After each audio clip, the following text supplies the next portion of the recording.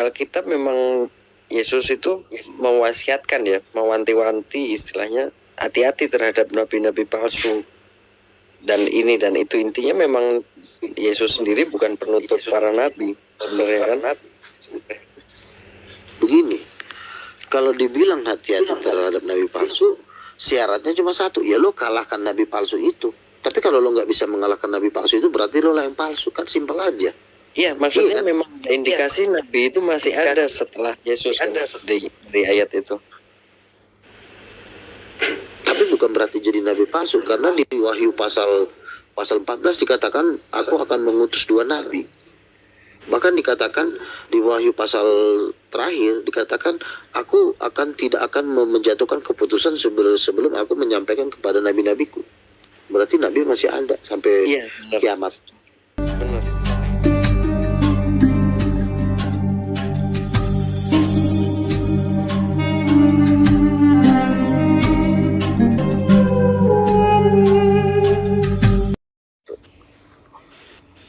Saya nggak itu mau denumnya menyamakan diri. apa?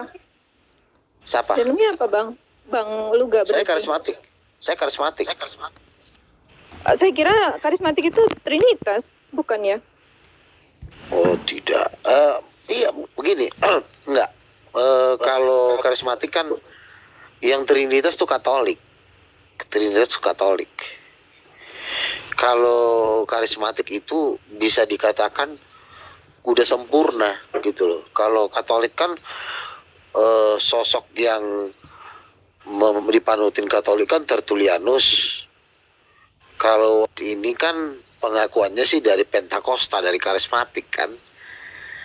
Tapi menurut saya penjelasan Yohanes itu sebenarnya ada benarnya, tapi kurang lengkap dia gitu. Makanya Samuel sama saya hormat sama saya, tapi dia nggak bisa menjawab pertanyaan saya. Makanya dia selalu sama saya itu selalu nunduk aja, nggak berani ngomong lagi. Samuel itu bapaknya Yohanes Indonesia, kebetulan dia gitaris saya. Oke, menarik Bang. Berarti Bang Luga ini karismatik tapi lebih tinggi dari Yohanes gitu ya Bang. Padahal bagi Trinitas atau apa ya, beberapa termasuk kayak seperti Yehova atau maaf ya saya sambil di lab ini sambil kerja, Yohanes itu bidat gitu Bang. Kalau Bang Luga lebih tinggi dari Yohanes, berarti Bang Luga boleh dianggap lebih bidat dari bidat dong. Gimana kalau begitu Bang? Mohon maaf. Dari bidat. Begini ya, kita tahu bahwa si setan ini juga suka membidatkan orang, padahal dia lah bidat gitu loh ya. Makanya kalau saya selalu mengajarkan 5 jawatan supaya punya pondasi dulu. Orang kalau tidak punya pondasi pasti kena injak-injak. Kamu membangun rumah tidak ada pondasinya, kamu akan hancur, disiksa terus, bakalan disiksa sampai mampus. Makanya saya harus kasih pondasi dulu biar orang diem. Apa tuh pondasinya? 5 jawatan. Di dalam gereja harus dipimpin oleh 5 jawatan: rasul, nabi, penginjil, gembala, guru.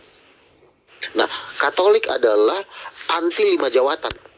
Maka mereka membentuk suatu sistem pemerintahan, yaitu sistem hierarki, kepausan, dipimpin oleh satu yang namanya gembala. Selain siapa yang menentang gembala, semua harus mati. Padahal di dalam gereja Tuhan tidak boleh pakai sistem itu. Sistemnya harus 5 jawatan. Efesus pasal 4 ayat 11. Nah, Tertulianus dan Montanius ada salah satu dari antara 5 jawatan ini yang disebut guru. Guru ini bisa mengajar, itu dapat informasi dari nabi. Jadi nabinya lah penemunya, gurunya lah kuli bangunannya, paham nggak? Nabinya lah arsiteknya, gurunya lah kuli bangunannya. Jadi kita harus tahu. Nah, Montanius adalah kuli bangunan yang mengajarkan tentang sistem di dalam pengenalan akan Tuhan. Tapi sebenarnya Montanius ini dapat dari seseorang yang namanya nabi. Nah, nabi ini pun mendapat itu bertahap, tidak langsung, ada tahapannya. Nah, nabi-nabi di akhir zaman lah dia menyempurnakan pengenalan akan Tuhan itu secara sempurna. Makanya nabi-nabi di akhir zaman ini punya otoritas untuk membuka sekolah teologi, sehingga guru-guru boleh mendaftarkan diri untuk jadi pengajarnya gitu. Jadi pengajaran yang paling mahal itu dari nabi, dan guru-guru Oneness nanti menyerapnya. Jadi berkata nih, saya dapat wahyu, si Samuel lah nanti yang akan merepresentasikan ajaran saya. Bukan cuma Samuel, siapa yang mau gitu loh. Saya butuh kuli bangunan, saya arsitek penemunya, saya butuh kuli-kuli bangunannya. Nah guru-guru itu kuli-kuli bangunan yang mewujudkan apa yang saya rancang gitu. Saya perancangnya atau saya desainernya, saya butuh penjahit-penjahit. Nah, guru-guru itu penjahit-penjahit gitu loh. Paham nggak? Paham? Iya. Agak sedikit saya sambil kerja soalnya. Sebentar Bang, habis ini saya ke office. Maaf. Lanjut Bang Luga. Tapi ada sih sempat beberapa hari yang lalu kita ketemu di komalnya Cebi ya Bang Luga. Bukan ya, di komalnya siapa ya? Bang Umar ya? Oh iya. Itu Bang Luga juga nyebut sih ada jabatan Rasul, Gembala, Nabi gitu kan. Ada kalau tidak, saya juga. Lanjut, kalau Bang. tidak ada itu nanti kita akan di jatuhnya nanti guru merasa paling jago nanti. Kalau tidak ada itu. Jadi artinya kalau tidak ada 5 jawatan semua nanti merasa diri bos. Nah itu bahaya tuh. Guru pun merasa diri paling jago, pendetanya pun merasa paling pintar. Jadi nggak ada lagi yang bisa diarahkan. Udah suka-suka mereka lah udah, gitu. Tapi kalau ada 5 jawatan nggak bisa. Semua itu ada sistemnya, gitu. Dari nabi turun ke guru, bukan dari guru ngajarin nabi, nggak bisa. Karena yang kerjanya turun naik surga itu nabi. Kalau guru kan nggak pernah turun naik surga, dia cuma nerima informasi dari nabi. Paham kan? Guru itu mengajar berdasarkan tulisan para nabi. Jadi secara Nah, jabatan mana yang paling tinggi? Yang paling tinggi Rasul dan Nabi dong. Antara Rasul dan Walaupun Nabi mana yang jauh. paling tinggi Bang? Rasul. Oh Rasul. Karena kalau Rasul ini udah merangkap semuanya. Rasul itu sudah bisa jadi nabi, Rasul itu juga bisa jadi gembala, Rasul itu bisa jadi penginjil. Rasul itu merangkap semuanya, tapi dia apanya aja, garis-garis besarnya aja, dia tidak rinci. Tapi kalau yang akan merincinya itu nanti guru, dirinci lagi sama dia. Padahal Yesus sendiri nabi kan? Yesus itu sudah merangkap semuanya. Yesus itu di merangkap Bible semuanya. disebutnya nabi, bukan rasul Bang. Kok bisa rasul Ada lebih juga tinggi dari rasul. nabi? Gini loh, di dalam Yesus itu kelimanya ini ada. Di dalam diri Yesus ada rasul, ada nabi, ada penginjil, ada gembala, ada guru. Dia juga guru di Yohanes 13 ayat 13. Aku adalah guru dan Tuhan. Dia juga rasul di Ibrani pasal berapa tuh? Dia adalah rasul gitu. Jadi rasul itu fungsi, bukan jabatan sebenarnya, fungsi. Rasul itu artinya dia mengembangkan, memperluas kerajaan Tuhan. Itu rasul. Kalau nabi menerima langsung suara dari langit, itu nabi. Kalau penginjil mewartakan, memberitakan. Kalau gembala menjaga domba-domba Tuhan, menjaga jemaat Tuhan. Kalau guru mengajar umat Tuhan supaya cepat bertumbuh, seperti itu. Kelima ini ada. Sama seperti 5 panca indera, ada mata, mulut, telinga, hidung. Kalau cuma satu hilang ya bahaya. Misalnya mata nggak ada, udah dulu jadi orang buta, nggak ada gunanya lagi hidup gitu. Seperti itu. Makanya biasanya guru-guru palsu itu membenci nabi supaya mereka berkuasa di gereja gitu. Gitu. Kenapa mereka membenci nabi? Supaya mereka suka-suka mereka lah di gereja ataupun di atas umat Tuhan gitu. Nah dengan Masa adanya 5 sama-sama? jawatan ini jadi sehat. Sorry Bang, kepotong. Masa sama-sama pengikut Yesus kok saling membenci sih Bang, hanya karena jabatan, jawatan gitu Dan Bang? iblis, kalau dia misalnya tidak pernah berdoa, dia jarang berdoa, ya iblis masuk. Iblis lah yang ngacak-ngacak. Gitu lah. Misalnya saya jarang doa nih, malas berdoa, udah iblis masuk. Jadi saya dikontrol sama setan. Akhirnya saya jadi hati, jadi benci, gitu. Jadi karena semua kan ingin jadi nomor satu. Hakikat hasrat manusia kan pengen jadi nomor satu, tidak mau dimasukkan dalam 5 jawatan. Kalau 5 jawatan kan berarti 5 leader, 5 pemimpin. Maunya manusia kan udahlah nggak usah 5 lah, gua aja sendiri jadi bos gitu. Nggak bisa. Dalam kerajaan Tuhan nggak boleh ada orang jadi bos, semua harus kementerian apa ya, divisi kenabian, divisi kerasulan, divisi pengembalaan, divisi divisi pengajaran gitu. Harus 5 jawatan itu harus ada. Kalau mereka menyingkirkan 5 jawatan, udah siap-siap aja hancur. Semua jadi bos, guru pengen merasa jadi bos. Padahal guru itu kan nggak bisa berkhotbah, dia kan cuma ngajar-ngajar doang. Yang jago khotbah tuh pendeta, gembala. Tapi kalau rasul, dia tidak seperti gembala jago ngomong, tapi dia bisa mengatur dan memerintah seperti itu kalau rasul. Kalau nabi dia biasanya Bang Loga bisa tunggu dulu, mengatur. saya sapa dulu nih. Bang Loga tunggu dulu. Selamat malam Bang Kenzo. Selamat malam Bang Osi, selamat malam adik-adik yang cantik. Malam Bang Kenzo.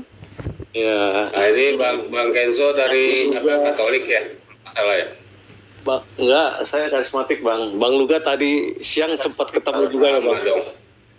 Ketemu juga ya Bang. Sama-sama karismatik deh. Iya, saya sempat di tanya. sini- sempat- Jadi gini, Ya lanjut. apa gini? Ini Bang Luga ini kan katanya ada universitas tadi ya di Amerika sana ya Bang, yang terkenal itu Ya, kan. orang Nah, Robert University. Robert University. Nah, Bang Luga ini kalau di sana dianggap nabi juga ya, untuk maksudnya nabi untuk lokal di Indonesia atau internasional nih? Saya kalau misalnya besok saya misalnya nih kan, saya kan besok mau ke Jakarta, saya mau bikin seminar, saya mau manggil dokter-dokter bisa Bu, satu meja sama saya. Bisa. Misalnya besok nih, saya kontak misalnya Pak Tim Hardono, pendeta dokter dari GBI. Pak Tim, tolong saya pinjam gedungnya ya di Aksa Tower lantai 36 di Kuningan City. Saya mau bikin seminar, undang Ketua Sinode, Pendeta Robin Adi Abraham. Kita mau bikin prophetic conference. Saya pembicaranya, saya satu meja sama mereka bisa. Ya Gak berani mereka menentang saya nabi. Sekarang belum ini ya. Bukan belum bisa, mereka begini Bu. Aduh, Nabi itu nggak ada istilah assalamualaikum, mensucikan. shalom semuanya. Assalamualaikum warahmatullahi wabarakatuh. Lanjut, Nabi. Ya, Gini, jadi Nabi itu istilahnya gini. Pada waktu saya debat dengan Saifuddin Ibrahim, semua tuh pendeta tuh sudah ngakuin saya. Waktu saya debat dengan di panggung, debat dengan Moko Ginta, tidak ada satupun pendeta pun yang menentang saya. Saya mau ngaku Nabi pun, mau ngaku Rasul Tuhan pun, nggak ada yang melawan saya.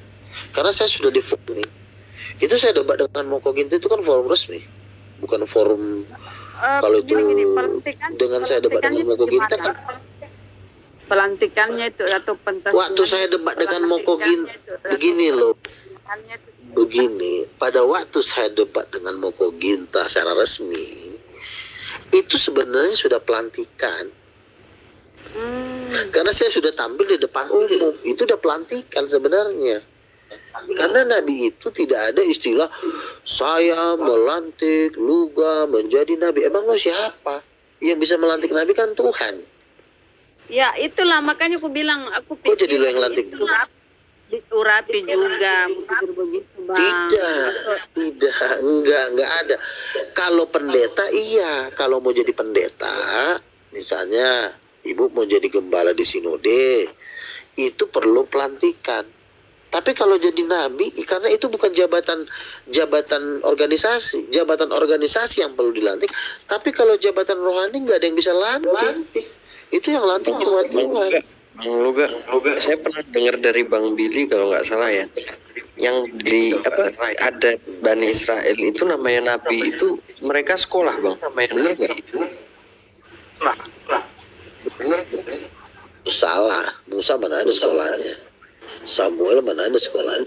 Yang sekolah itu guru. Guru harus sekolah. Misalnya dia jadi rabai itu ada sekolahnya. Tapi kalau mau jadi nabi, mana ada tuh?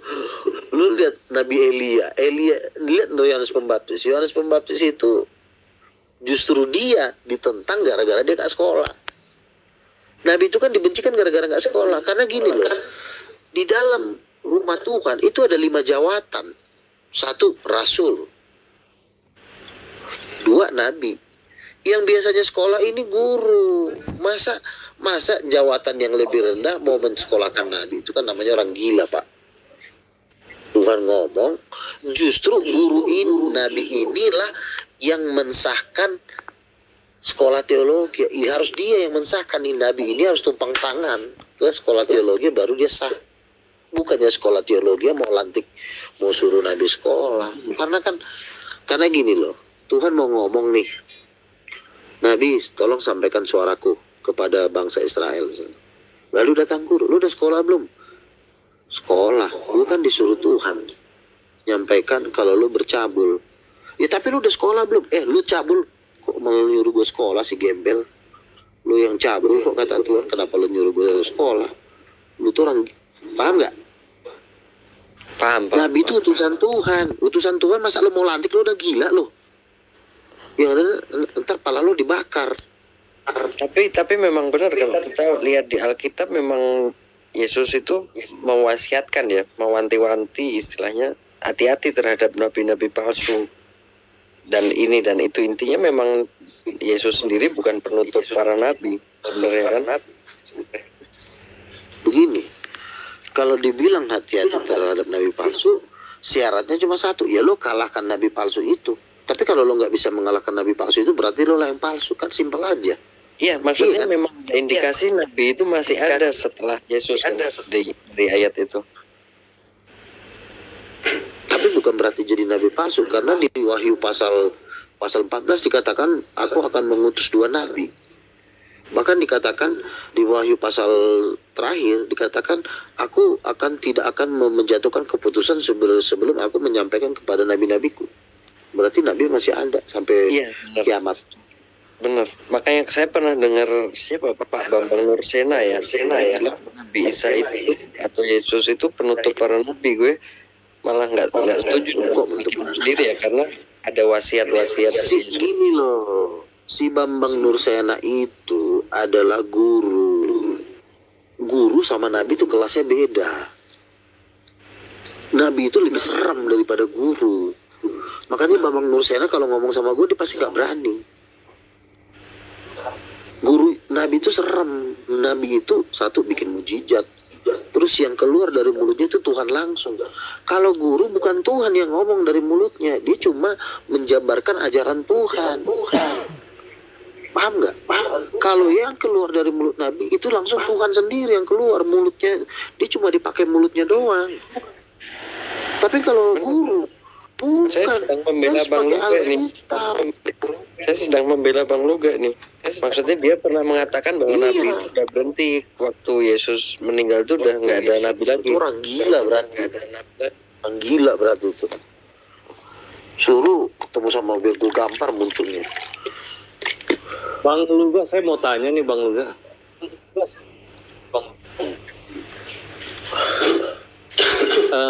Kalau menurut Bang Luga, ajaran Paulus itu gimana? Benar, dia rasul, dia nabi. Paulus tuh rasul, nabi. Ajarannya bagaimana? Bagus ya, kan? Yang duit. Ya top lah, jadi dia rasul kok. Dia masuk di 24 tua-tua itu. Yang 24 di sekeliling tahtanya Bapa itu kan ada 24 tahta tuh. Paulus masuk di situ tuh. Seram itu Paulus. Ngeri.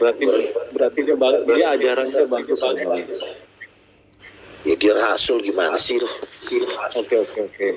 Kan kalau sering ada debat-debat, kayak kawan-kawan kita yang semuslim ini, bahwa pengajaran Rasul Saulus Paulus ini kurang gitu. Kalau nggak bisa gitu. Begini, Ya kan? orang Muslim itu akan menyerang kepada orang-orang tolol. Kalau dia ketemu orang goblok, pasti dia pakai jurus Paulus. Tapi orang lawan debat gue pakai Paulus ke gue nggak berlaku. Gue bilang Paulus pernah dia nyanyi terjadi gempa bumi, lo bisa nggak? Nggak bisa kan? Ya udah lo diam. Gitu. Jadi tergantung siapa yang dilawan.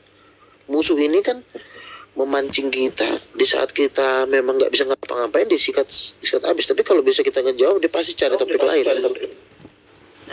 Oh, Paulus nggak bisa nih, kita cari topik ini deh.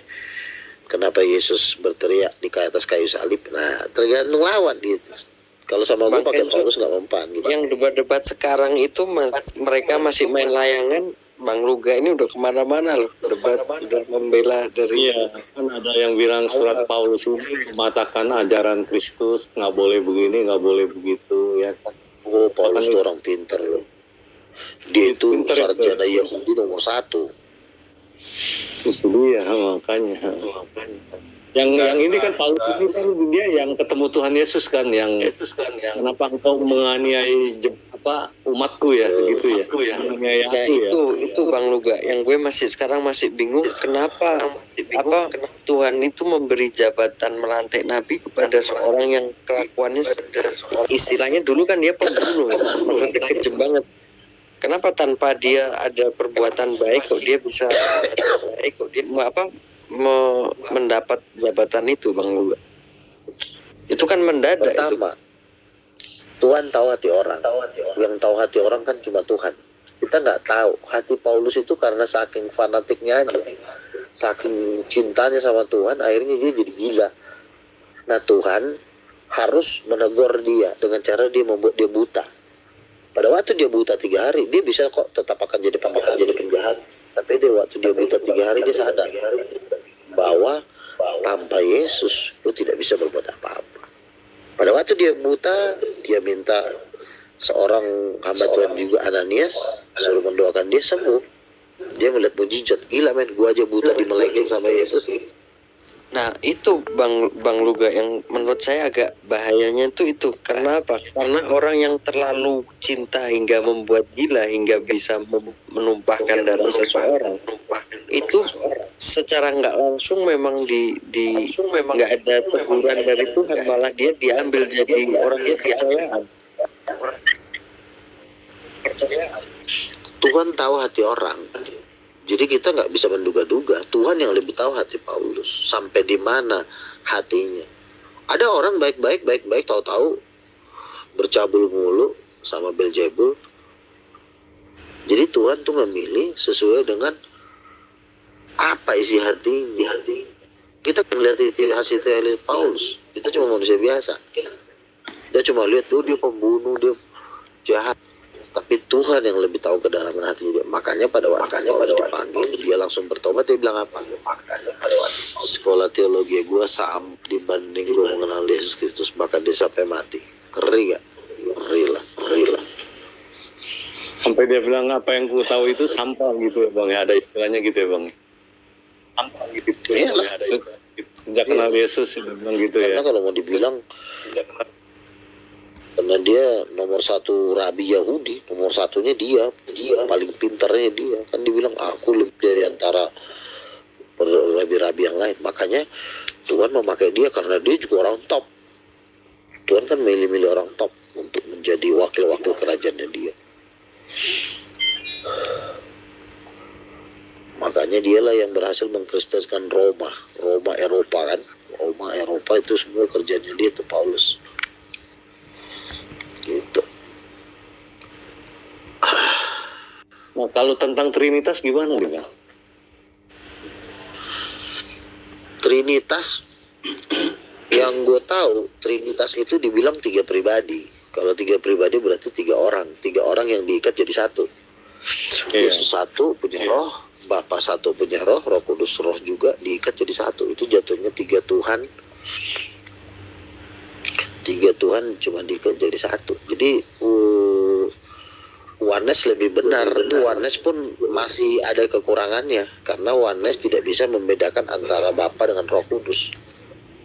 Kalau gue bisa membedakan, Bapa itu pemikirannya, Roh Kudus itu adalah rohnya, Yesus itu adalah hatinya. Jadi beda. Pemikiran, hati dan roh itu ketiga yang berbeda, tapi satu orang. Yesus itu apa, Bang? Hati, Yesus apa, Bang? hatinya Tuhan, hatinya Tuhan, jantungnya. Hati. Iya. Oke. Hati kan merefleksikan kan firman, perkataan. Iya. Gimana bang? Apa? Iya. Gimana? Coba ulangi. Bapak itu pemikiran yang ngatur, kan otak yang ngatur semua badan ini kan. Oke. Lalu Yesus itu adalah hatinya. Di dalam hati itu ada kehidupan, ada kebenaran, ada cahaya di dalam hati, jantung. Kalau organ fisiknya namanya jantung, tapi kalau organ rohnya namanya roh hati. Nah, Yesus tuh hatinya Bapa. Lalu hati namanya roh. Roh itulah yang menghasilkan tenaga kekuatan. Pikiran, ketiganya adalah satu. Itulah yang benar.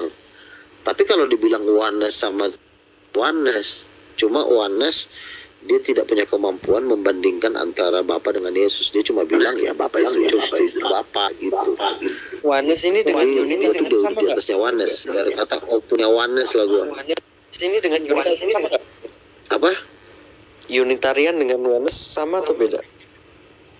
Unitarian Yang sama dengan Unitarian itu Tritunggal. Sebenarnya sama unit Tritunggal. Cuma dia diperhalus dia. Tritunggal itu karena dibilangnya 3 pribadi. Kalau 3 pribadi kan udah 3 orang, 3 roh. Dan kemarin gue tanya sama Justin, dibilangnya ya memang 3 roh. Rohnya Yesus beda sama Roh Kudus beda, ya berarti kan 3 roh.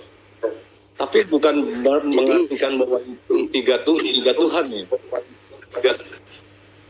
Itu kan bahasanya aja kan, kita kan tanya rohnya. Kalau sudah dibilang berarti kalau udah main berarti udah masuk penipuan itu. Tanya aja rohnya rohnya Yesus dengan Roh Kudus beda nggak? Beda, udah berarti udah. Jadi Unitarian gitu. Dia kan main di Unitarian kan, di dasarnya dia main Unitarian, dibungkus pakai Tritunggal. Tapi dalamnya Unitarian.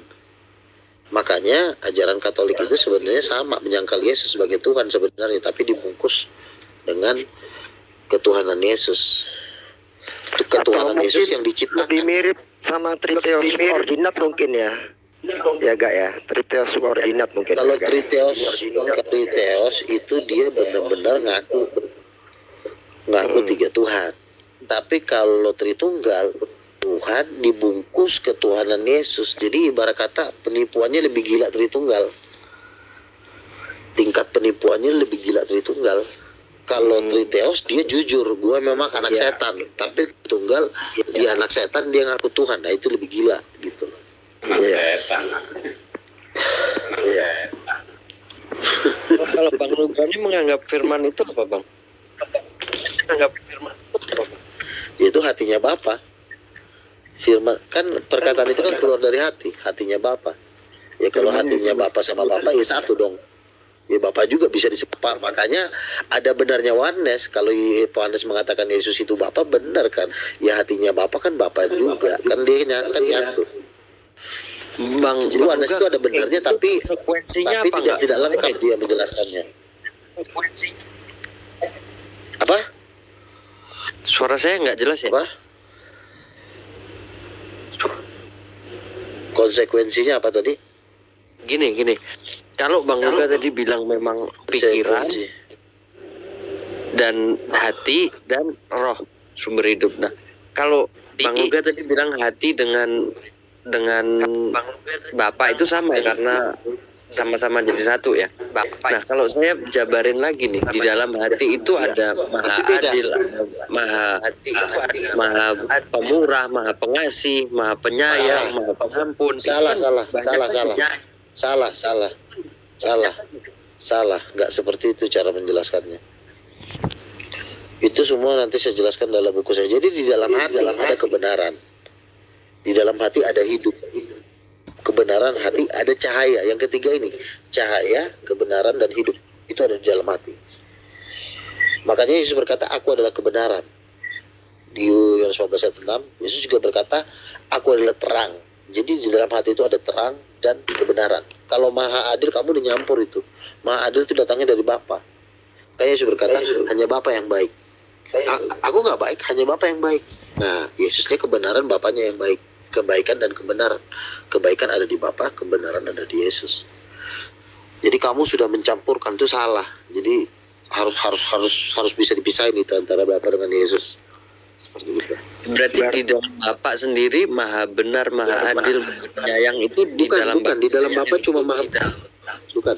Di dalam Bapa cuma ada kebaikan. Kebenaran nggak ada di dalam Bapa. Kebenaran itu ada di dalam Yesus.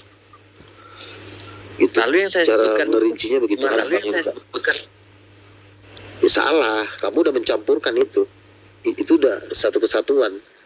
Di dalam hati ada maha benar, maha Aneh baik. bingungnya gini Kak sama penjelasan kamu. Kalau memang Bapak dan dan anak itu adalah berbeda. Kalau dari penjelasan kamu kan yang Ani tangkap ini berbeda. Kamu kan harusnya jatuhnya nggak oneness juga harusnya. Bukan pakai perspektif oneness sih harusnya. Atau gimana Kak? Soalnya Ani ini baru lihat sih. Naik lagi Bro Fanan. Begini. Oneness itu kan dia tidak mampu membedakan antara Yesus dengan Bapa. Dia tidak mampu sebenarnya. Sebenarnya bisa dibedain. Makanya Montanius ini hanya sebatas guru agama yang belum mencapai. Dia masih butuh banyak lagi belajar si Montanius itu. Tapi pada waktu Montanius mati, para guru-guru teologi berani mengkurikulumkan ajarannya si Montanius. Ibarat kata nih, Montanius ini baru kelas 5 SD, belum tamat kelas 6, tapi dia meninggal waktu di umur kelas 5 SD. Padahal dia harus tamat SD dulu. Nah, dia belum tamat, dia udah meninggal, sementara pelajarannya sudah dibukukan. Jadi jatuhnya kayak begini, jadinya orang gantung semua. Makanya di Daniel pasal 12, pengetahuan tentang Tuhan itu akan diberikan di akhir zaman, bukan di zamannya Montanius. Kesempurnaan itu diberikan di detik-detik tangan Tuhan. Habakuk 2 ayat 14. Pada hari-hari terakhir aku akan mencurahkan roh. Jadi bukan di zaman Montanius kesempurnaan itu. Jadi kalau lo belajar ke Montanius, lo sama juga dengan lo belajar mundur. Lo harusnya belajar dengan Nabi Iman, bukan belajar sama Montanius. Lo salah karena menjadikan Montanius menjadi patokan lo. Itu lo udah salah. Montanius gak ada bedanya sama pendeta-pendeta biasa. Gitu loh. Makanya perlu ada nabi. Itulah gunanya nabi. Untuk menyempurnakan pengenalan akan Tuhan itu. Ya kalau nggak ada nabi gimana? Kalau nabi kan gampang. Dia tinggal turun naik surga. Kalau lo kan sebagai guru lo nggak punya akses turun naik. Itulah menangnya nabi. Dia tinggal nanya ke surga, Tuhan, oneness benar nggak? Oneness benar nggak? Nah, Tuhan, gembel. Udah selesai, dia tinggal turun, lo gembel, selesai. Nabi itu aksesnya lebih kuat daripada guru. Yang tadi itu Bang Luga, yang soal maha pemurah, maha pengasih itu mereka itu di mana tuh? Bapak itu otak. Segala sesuatu yang ada di otak itu kebaikan, kecerdasan, kepemimpinan, ide, rancangan itu ada di otak. Tapi kalau di hati bukan seperti itu. Yang ada cuma kebenaran, kehidupan, cahaya. Yang tiga itu ada di dalam hati. Kebenaran, kehidupan, cahaya. Nah itu maksud Jadi penentunya itu bukan di hati. Ketika Bang Luga bilang di otak, itu kan semua tadi di otak. Berarti di otak itu terdiri dari maha pengasih, maha penyayang, kebaikan. Bukan maha pengasih kok. Bukan begitu, salah itu. Kok jadi kelarinya ke situ sih?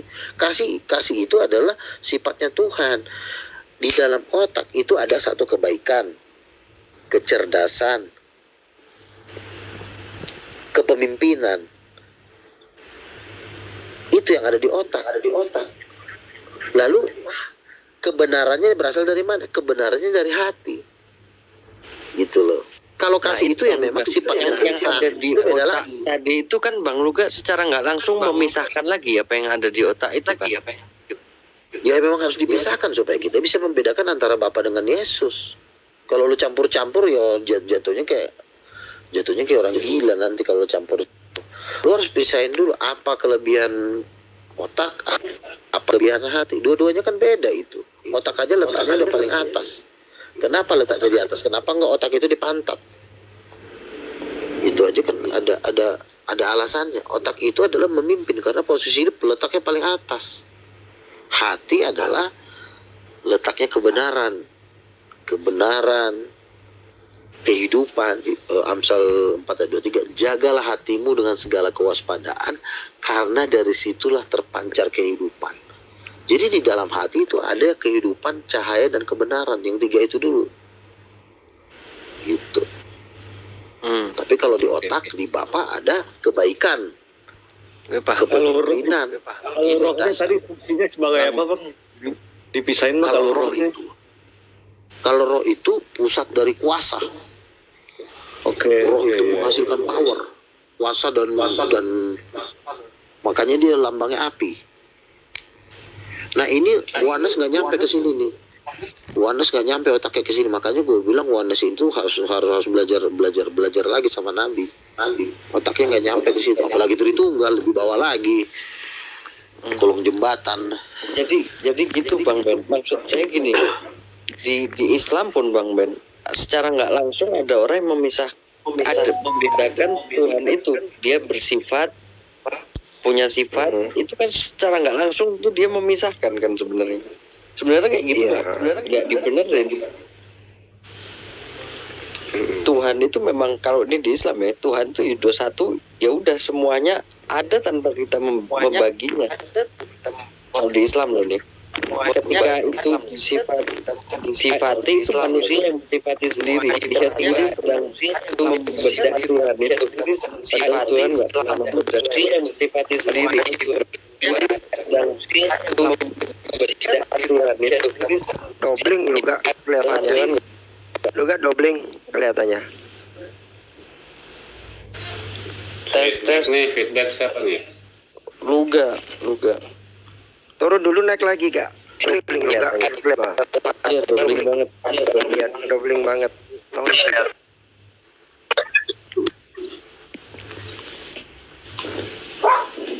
Padahal Tes nih, Coba. feedback.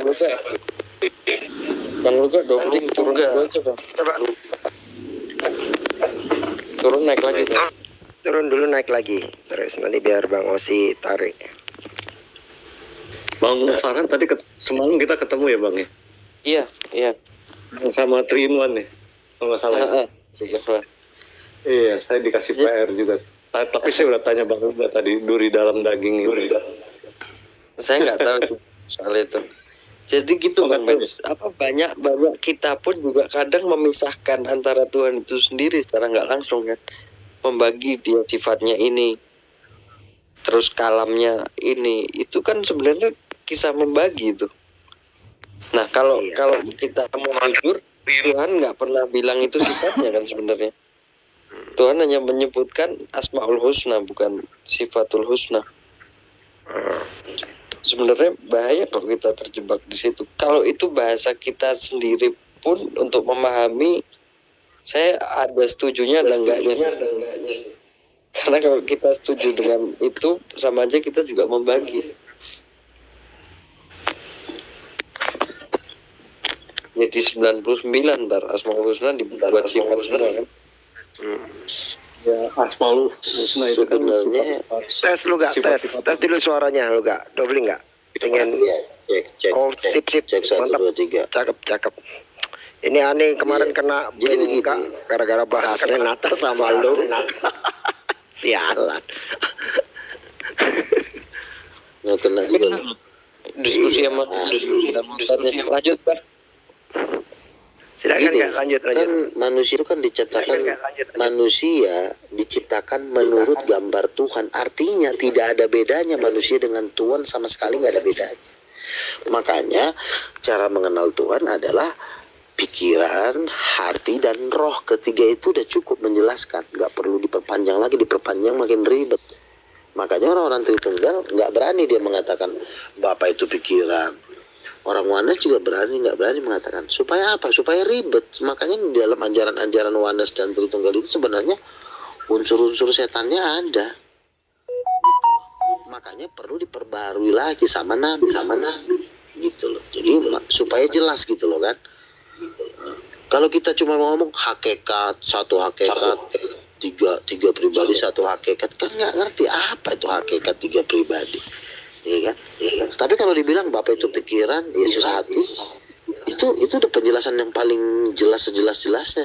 Nggak ada yang perlu dijelasin lagi tambah nggak jelas. Jadi udah cukup itu aja. Persis itu sama. Iya, kan tujuannya setan kan cuma bawa muter-muter doang. Tiga hakikat dia cuma mau cerita-cerita doang supaya memperlama waktu, supaya dia punya kesempatan menyesatkan orang dengan dia muter-muter. Makanya gua kalau debat udah jawab pertanyaan gua, lo jangan muter. Hakikat satu hipostasi, bahasanya udah gila. Mending Berarti kalau kayak versi Wanes yang mengatakan bahwasanya satu, artinya oknum yang sama itu nggak pas ya. Apalagi kalau Trinitas yang mengatakan jelas berbeda dan terpisah kan, kalau versi Trinitas. Wanes lebih benar. Wanes itu lebih benar. Kalau Trinitas lebih lebih ngaco lagi, berbeda dan terpisah kan. Sebenarnya jatuhnya ke Triteos dia harusnya. Kalau Trinitas itu udah nggak usah malu-malu lagi harusnya. Iya harusnya. Iya. Jadi gini, karena zaman dulu Wanes ini dibunuh sama orang Tritunggal, ya beda kasusnya zaman sekarang. Karena sekarang sudah zamannya kebenaran lebih berkuasa daripada kesesatan. Jadi zamannya beda, jangan disamakan zaman dulu zaman sekarang. Kalau zaman sekarang mereka yang gua kejar, kalau zaman dulu kita yang dikejar kan gitu kan. Zaman sekarang udah kebalik, kita yang ngejar-ngejar mereka. Jadi jangan juga kita ngikutin zaman dulu, karena dulu orang Wanes dibunuh sama Tritunggal terus akan terjadi lagi. Salah, terbalik sekarang gitu loh. Cuma orang Wanes juga kadang-kadang Wanes juga banyak juga yang tidak mau berbahasa roh. Contoh si Henritan dibilang bahasa roh dari setan, ya berarti kan nggak sama gua. Iya, Si bahkan Henritan bilang Wanes. Bapak adalah iblis, Henritan bilang. Nah makanya orang Wanes itu tidak menjamin bahwa dia benar di seluruh doktrin. Makanya perlu lagi di blender sama Nabi, masuk ruang karantina. Harus gua karantina dulu si Henritan, nggak lulus dari karantina gua buang dia aja. Henritan siapa sih? Pendeta HTD. Pendeta Jadi HTD. Wanes juga. Kalau Joshua itu apa itu Bang Luga? Itu gurunya Henritan. Joshua Tewu itu gurunya Henritan. Tewu itu satu aliran. Mereka Iya, sama gurunya itu. mindsetnya sama Wangi juga. juga. Persis. Iya. Gurunya, bukan satu aliran gurunya. Tapi karena Henritan punya doktrin sebelumnya, dicampur lah. Henritan ini campur doktrin. Dokter Protestan dicampur sama doktrin Wanes. Jadi dia jatuhnya gado-gado. Itu. Kalau gua kan karismatik. Kalau gua kan karismatik.